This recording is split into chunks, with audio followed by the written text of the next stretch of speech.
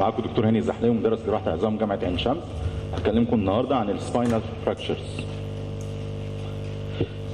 Epidemiology of the spinal fracture. The incidence of spinal fracture is 6% of all the trauma patients. About half of these patients suffer from neurologic injury. There are concurrent injuries with spinal fractures. For example, in thoracic and lumbar fractures, they are associated chest and abdominal injuries like pneumothorax, hemothorax, ruptured spleen. There are low incidence of abdominal injuries in the cervical spine. However, the spinal cord injury is much more common with fracture of the cervical spine. Common sites of fracture of the spine, they are concentrated in the junctional zones. We mean by junctional zones the thoracolumbar lesion, which is a junction between stable thoracic spine and mobile lumbar spine. This is where the stresses are concentrated, and therefore the spinal fractures are very common. The same with craniocervical junction and the cervico-thoracic junction. The spinal cord injury is much more common in young males with a male predominance of 4:1. Spinal cord injuries are common in middle-aged, 30 years old, and as I said, they are more common with cervical spine fractures. The causes could be divided into high energy trauma and low energy trauma. High energy trauma, the most common is motor vehicle accidents, falls from height, gunshot injuries, and sport injuries زي المصارعة. We mean by low energy trauma people who suffer from certain pathology in the spine, most commonly osteoporosis in the elderly. These people suffer from fractured spine from minimal trauma like falling from standing height.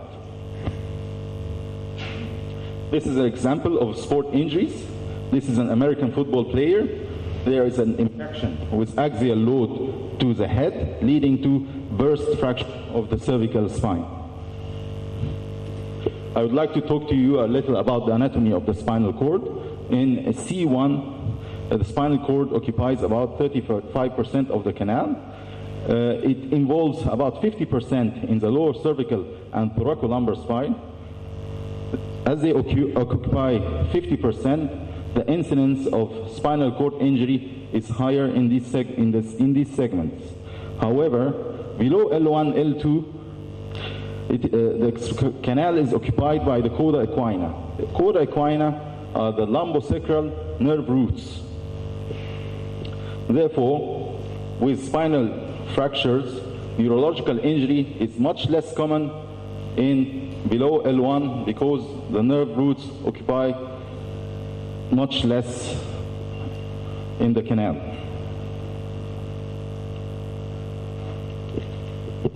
As we can see, the spinal cord here stops at L1, L2.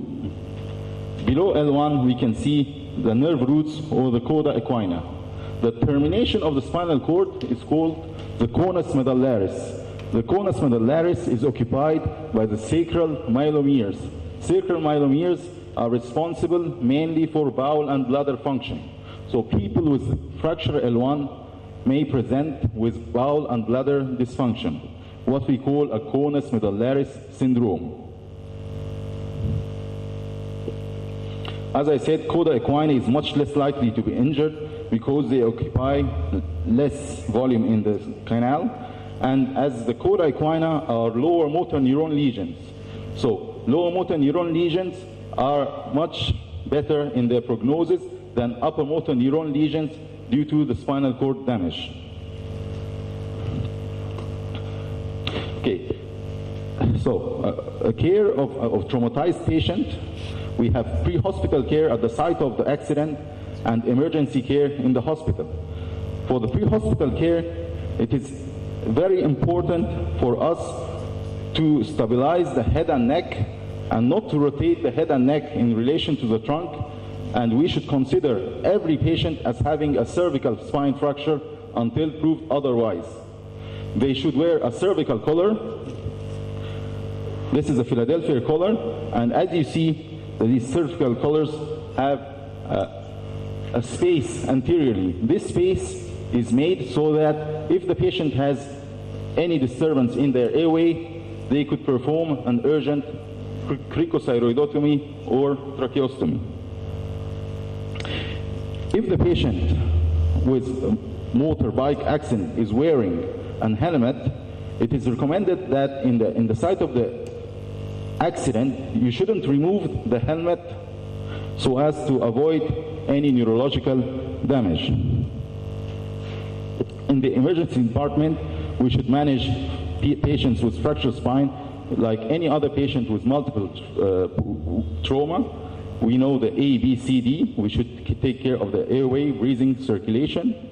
We should address life-threatening injuries and maintain spine immobilization, as I said, using a cervical collar. And during transport, if we suspect a lumbosacral fracture, they should be on a rigid board. Okay. On examining a patient with suspected fractured spine, we should move the patient as one piece. This maneuver, which we see on this picture, is called log rolling maneuver. We see a person stabilizing the head and neck, and two other people crisscrossing their hands. And they turn the patient as one piece and look at the patient's back. What can we find? We should seek for tenderness, any bruises or contusion, and we should feel the spinous process. If there is any distraction injury in the spinous process, we would find a palpable gap.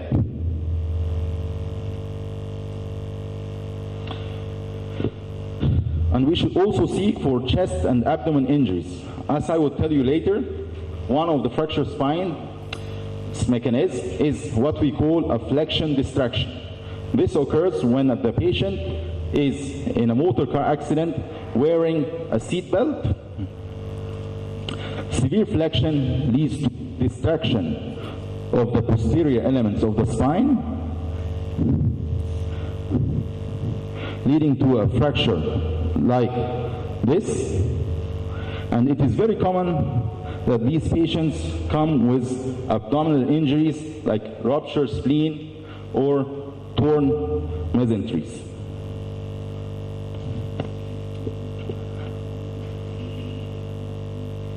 Okay, so when we have a patient, polytraumatized patient in the emergency room, we should take a history from the witnesses, for example, if he was moving his extremities at the time of injury, if there's a history of head trauma, if there's any loss of consciousness, and for us, we should perform a complete neurological examination. We should perform a motor examination, sensory examination, and see the reflexes.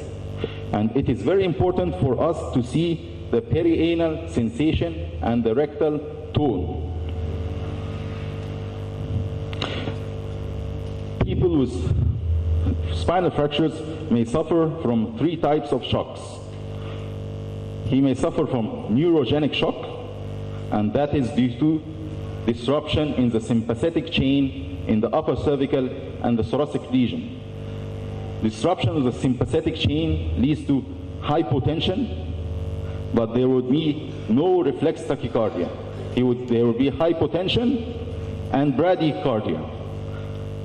If the patient suffers from hypovolemic shock due to bleeding, for example from ruptured spleen, there would be hypotension and reflex tachycardia. So it is very important to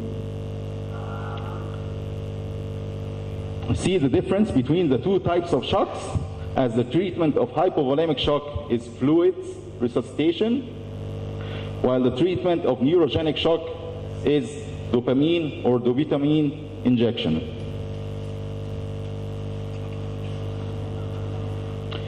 People with spinal cord injury suffer two types of injuries. The primary injury, which is compression, laceration, or sharing in the spinal cord, and secondary injury, which occurs later due to ischemia of the spinal cord this ischemia of the spinal cord leads to release of free radicals, arachidonic acid, and prostaglandins. These materials all lead to disruption of the membrane of the neural tissue of the spinal cord. So, some people advocate giving corticosteroids in high doses when a patient comes to the emergency room with spinal cord injury. So we give solumedrol. We give by the dose of 30 milligram per kg as a loading dose, and as a maintenance we give 5.4 milligram per kg per hour. But in order for these steroids to have an effect on recovery of the spinal cord injury, the patient must come to the hospital within 8 hours of their injury.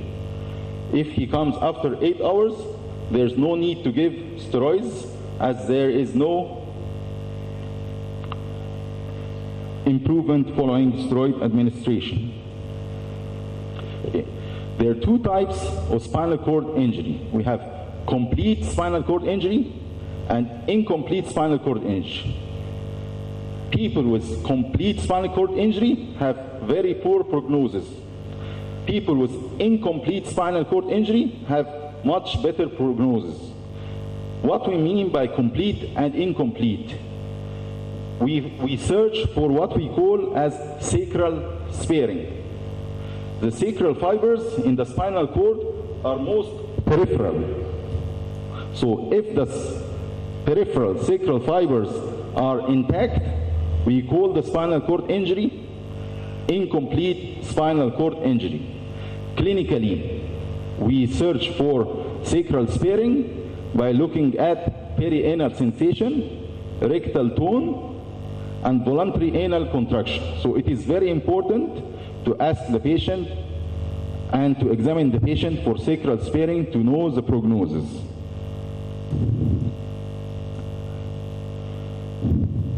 So, what about motor examination? In motor examination, we choose key muscles in the upper limb and lower limb. The key muscle in the upper limb, for C5, we look at biceps, which is elbow flexion. C6, wrist extension. C7, elbow extension, triceps. C8, finger grip. T1, finger abduction. In the lower limb, the key muscles, we look at the iliopsoas muscle, L2, hip flexion, knee extension, quadriceps L3, tibialis anterior, ankle dorsiflexion, L4, extensor hallucis longus, toe extension, L5, and gastrosoleus or ankle plantar flexion, S1. We must look at all these muscles and record any injury.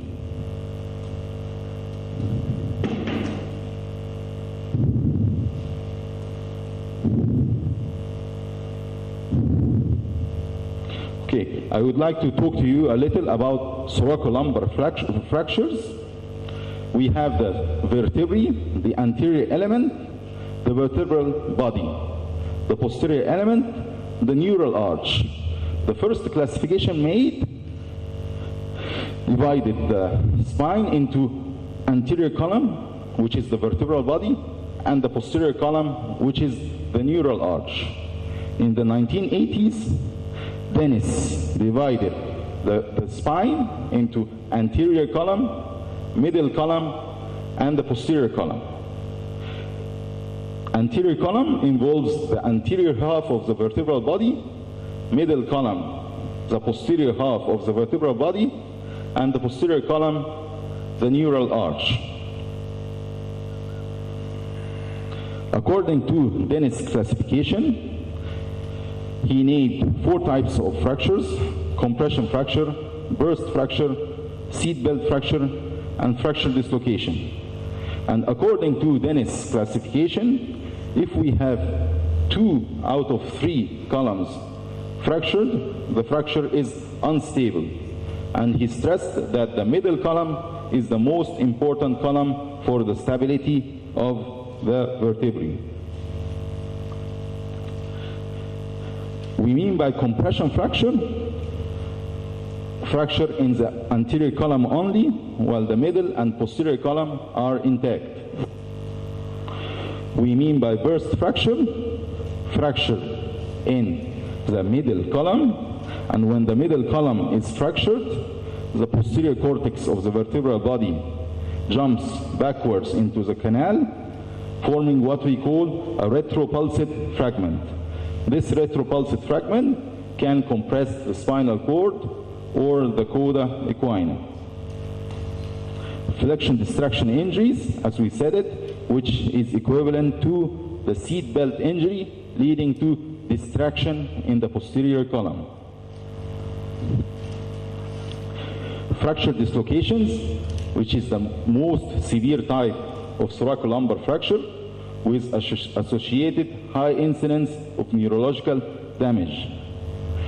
This is an example of fracture dislocation, shear force leading to translation of the vertebrae.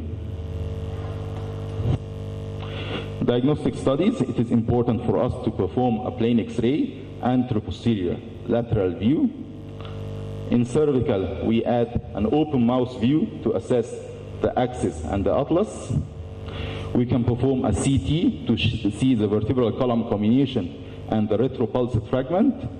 MRI gives us an idea about the ligaments, posterior ligaments. We should look at the interspinous ligaments, and we should search for any epidural hematomas and any damage to the cord.